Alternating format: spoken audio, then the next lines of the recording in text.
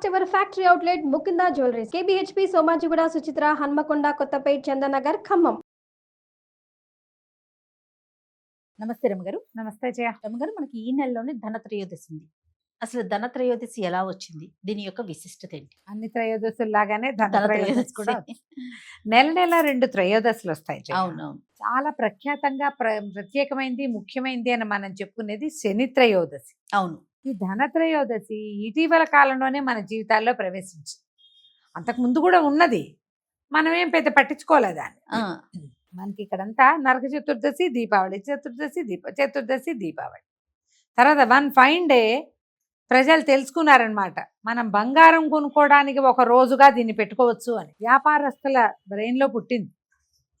ఇవాళ బంగారం కొనుక్కుంటే మీకు బంగారం కొనుక్కోవడం ఎప్పుడు ఉంది, ఇవాళ కొత్తగా కొన్నామా బంగారం? మనం లేదు కదా రమగారు. కొన్ని వందల సంవత్సరాల నుంచి స్త్రీధనంగా బంగారమే ఇవ్వటం. అవును.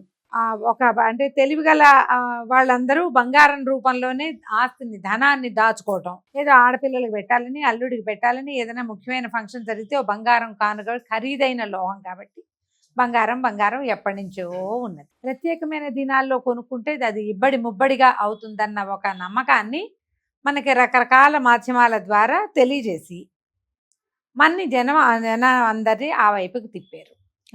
క్రమంగా ఏమైంది, వెసులుబాట్లు ఇచ్చారు. ఇంకా మీరు ఆ రోజే వచ్చి కొనుక్కోవాలని లేదండి, నెల ముందు కూడా మీరు బుక్ చేసుకోండి, మేము ఆ రోజు డెలివరీ మేమే మీ ఇంటికి తెచ్చిస్తాం, మీరు ఇవాళ డబ్బులు ఇచ్చేయండి, మేము తర్వాత తెచ్చిస్తాం. లేదా మీరు ఇవాళ బుక్ చేసుకోండి, ఆ రోజు ఊరికే వచ్చి అలా మొహం చూపించి మీ వస్తువు మీరు పట్టుకెళ్ళండి. త్రయోదశి నాడే ఇంట్లోకి కొత్త వస్తువు తేవాలి అనే ఒక్క పాయింట్ని త్రయోదశి నాడు కొత్తది పెట్టుకోవాలి, దాన్ని బంగారమే పెట్టుకోండి అనే పాయింట్గా టర్న్ చేయబడింది. జరిగింది. ఇట్లా మంచే ఇది. కాకేమి ఏదో ఒకటి బంగారం కొనుక్కోవడానికి ఖచ్చితమైన నియమం. మన శ్రావణ మాసంలో కొనుక్కోవాలని ఉండేది మన. అవును. ఏదో రకంగా మన ఇంట్లోకి బంగారం రావడానికి, మన డబ్బు సరైన ఏమనాలి మదుపు సరైన చోట పెట్టడానికి అదొక మార్గం అయితే, ఇది ఇంకొక మార్గం. ఏదైనా సరే ధనత్రయోదశి ఒక 10-15 సంవత్సరాలుగా బాగా ప్రాచుర్యంలో చాప కింద నీరులాగా మన జీవితాల్లోకి ప్రవేశించి, ఇప్పుడు ధనత్రయోదశికి పూజ అయిపోతే కుదరదనే ఇన్ఫ్లుయెన్సర్స్ అక్కయ్యలు ఎంతమందో వచ్చారు. త్రయోదశి నాడు మనకి పూజా విధానం ఏనాడు లేదు. ఇప్పుడు ధనత్రయోదశి ఆ రోజు ధన్వంతరి పుట్టాడని నాకు ఒక్క పాయింట్ ఎప్పుడు అర్థం కాదు. ఈ ధన్వంతరి పుట్టాడని మనం కూడా చెప్పాం.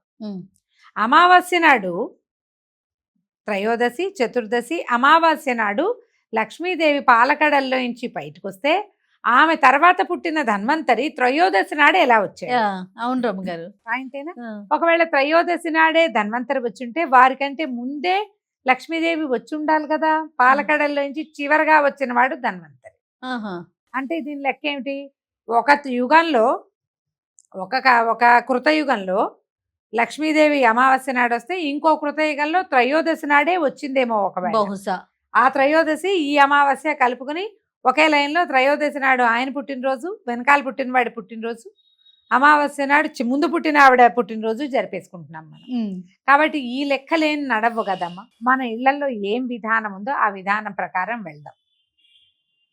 ఈ తిథులు ఇవన్నీ కూడా ఏంటంటే పురాణాల ప్రకారం ఒక్కొక్క పురాణంలో ఒక్కొక్క రకంగా చెప్పబడి ఫాలో అవుతూ ఉంటాం. అవును. కొన్ని పండుగలు మనకు అలవాటుగా ఉండి కొన్ని తరాల వెంబడి, కొన్ని సంవత్సరాల వెంబడి మన ఇళ్లల్లో, మన ఊళ్ళల్లో, మన ఆచారాల్లో కనపడుతుంటే వాటిని ఫాలో చేసుకుంటూ వెళ్తాం. త్రయోదశి నాడు ఇప్పుడు మనకి ఇప్పుడు తెలిసిందైతే ఏదైనా కొత్త వస్తువు తెచ్చుకోవటం. అది ఏదైనా, మీరు స్టీల్ చెంచా తెచ్చుకున్నా ఓకే, కొత్తది అంతే, ఏదో ఒకటి. త్రయోదశి నాడు, ఈ ధనత్రయోదశి నాడు ఉప్పు లక్ష్మీదేవితో సమానం. ఆవిడ సముద్రం నుంచి వచ్చారు కదా, అంచేత ఉప్పు కూడా సముద్రంలోనే పుట్టిందని. ఇదేమిటో పాయింట్, ఇది కూడా వింత పాయింటే. ఆవిడ పుట్టింది ఎక్కడ? పాల సముద్రంలో. పాల సముద్రంలో ఉప్పు ఎలాగుంటుంది? పాల సముద్రంలో ఉప్పు ఉంటే పాలు విరగవు? విరుగుతాయి. పాలకు అసలు సముద్రం ఉందో లేదో మనం చూడలేదు కదా. ఇలా రకరకాల గాథలు, వీటితోటి ఏదో ఒకటి చెప్పుకుంటూ ఉంటాం. త్రయోదశి నాడు కూడా మనం పూజ చేసుకోవచ్చు. ఆరోగ్యాన్ని కోరుకుంటూ ధన్వంతరిని తలుచుకుని పూజ చేసుకోవటమే, అంతకంటే ఏం చేయలేం. ఆయన మంత్రాలు కొంతమందికి వచ్చు, మంత్రాలు ఎవరో గురుగారు ఇచ్చారు. ఒకసారి నాకు తెలీదు అని నేను చెప్పానా, ఏదో దేవాలయానికి వెళ్తే సాయిబాబా గుడికి కాదు, సాయిబాబా గుడి అనకూడదు, మన GTS కాలనీ మీ ఇంటి నుంచి ఇటువైపు వచ్చే దారిలో ఒక క్లినిక్ ఉంది, ఒక దేవాలయం ఉంది కదా, కిందేమో ఆంజనేయ స్వామి శివాలయం మల్టీ ఉంది, టెంపుల్ మల్టీ టెంపుల్, ఉం. పైనేమో అమ్మవారు సాయిబాబా సాయిబాబా ఉన్నారు కదా. ఆ గుడికి వెళ్తే ఒక తల్లి కుమారుడు వాళ్ళిద్దరు నన్ను పలకరించాలి సారా ప్రేమతో. అమ్మ మీకు ధన్వంతరి మంత్రం తెలియదు అన్నారు కదా, మా గురుగారు ఇచ్చారు, మేము మీకు చెప్తామన్నారు. ఒక వాట్సాప్లో పంపించారు కూడా నాకు ధన్వంతరి మంత్రం. ఇవాళ రేపు అందరికీ అన్నీ లభిస్తున్నాయేమో, స్తోత్రనిధి లాంటి యాప్ల్లో లక్షణంగా కనపడతాయి. అవును ఇవాళ ఇలా స్తోత్రాలు చెప్పేవి, నేర్పించేవి, శ్లోకాలు నేర్పించే యాప్లు బోలెడన్ని వచ్చినాయి. చాలాను ఎక్కడో ఒక చోట చూసి కావాలంటే చదువుకోండి లక్షణంగా. ఏదైనా మంచి మాటే కదా. అంతే కదా ధన్వంతరి మంత్రం చదవండి, ఆరోగ్యానికి మంచిది. పూజ చేసుకోండి, ఆయనకో దండం పెట్టుకోండి, ఆయన పేరుతో దీపం, ధన్వంతరికి పాయసం చేసి నివేదన చేయండి, అంతే. ఇంకా అంతకంటే ధన్వంతరి కూడా విష్ణు స్వరూపంగానే చెప్తారు. దండం పెట్టుకోండి, ఏదైనా కొత్త వస్తువు కొనుక్కోండి. ఆయన పుస్తకము జలగతో బయటకు వచ్చారు రమ్మగారు వైద్య గ్రంథము, జలగ, అమృత భాండము వాటితోటి వచ్చారు. ఓకే వైద్యం మరి ఆ ధన్వంతరి నుంచే కదా పుట్టింది. ధన్వంతరి అంటేనే దేవ వైద్యుడు. రోగాలకి కుదర్చడం అప్పటి నుంచే ఉన్నది, ఆయన నాటి నుంచి. అదే ధన్వంతరి మంత్రం అవి ఉన్నాయి కొన్ని. కొంతమందికి ఉపదేశం కూడా ఉంటుంది. మేము ఈ అవకాశాన్ని బట్టి చేసుకోండి. దీపావళి పండగ సెలబ్రేషన్స్ ధనత్రయోదశి నుంచే మొదలు పెడతారు. అవును మీ అవకాశం ఇప్పుడు బంగారం కొనుక్కోపోతే కుదరదన్న భావాల్లో ఏమీ ఉండకండి అమ్మా. బంగారమే అక్కర్లేదు, బంగారం కొనుక్కోవచ్చు, వెండి కొనుక్కోవచ్చు, ఏదైనా వస్తువు కొనుక్కోవచ్చు, ఇంట్లో ఉపయోగపడే హోమ్ అప్లయన్స్ కొనుక్కోవచ్చు, ఓ లీటర్ పాలు తెచ్చుకోవచ్చు, ఓ లీటర్ వెన్న తెచ్చుకోవచ్చు, నెయ్యి తెచ్చుకోవచ్చు, అన్నీ మంచివే. ఏవి కొనుక్కున్నా చాలు. పూజ అంటారా, మీరు రోజువారీ పూజతో పాటు ఈ ధన్వంతరి మంత్రం కూడా ఏదైనా యాప్లో దొరికి చక్కగా అది కూడా చదువుకుని దండం పెట్టుకోండి. మీకు ప్రధానమైంది ఎప్పుడు నేను ఒకటి చెప్తాను, నేను ఒకటి అనుకుంటా, పండగ ఆ రోజున నువ్వు ప్రశాంతంగా ఉండు, నువ్వు విసుక్కోకు, తిట్టకు, దుర్భాషలాడద్దు, పోట్లాటలకు దెక్కో. నువ్వు ఎంత ప్రశాంతంగా ఉంటే పర్వదినం అంత ప్రశాంతంగా జరుగుతుంది. ఈ పర్వాలలో ఇవి అద్భుతమైన రోజులు అని చెప్పినప్పుడు నీ ఆక్రోశము ఉక్రోశాన్ని బయట పెట్టకూడదు. ఉక్రోషము ఆక్రోశం రెండు ఉంటాయి మనకి. అవును, ఎవరు మన మాట వినలేదనిపిస్తుంది, మనం పిలిస్తే పలకలేదనిపిస్తుంది. భగవంతుని పలికించుకోండి హాయిగా, అంతే ప్రశాంతంగా. చక్కగా ఏదో పూజ చేసుకోండి, మీకు చేతనైంది. సాయంకాలం దీపం పెట్టదలుచుకుంటే తులసి దగ్గర ఒక దీపాన్ని వెలిగించుకోండి. నేతి దీపం చాలా మంచిది త్రయోదశి నాడు.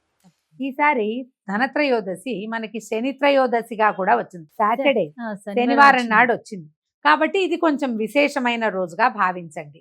శని త్రయోదశి సాధారణంగా శని త్రయోదశికి ఏం చెప్తారంటే తైల దీపము, తైలాభ్యంగనము అవి మంచివి.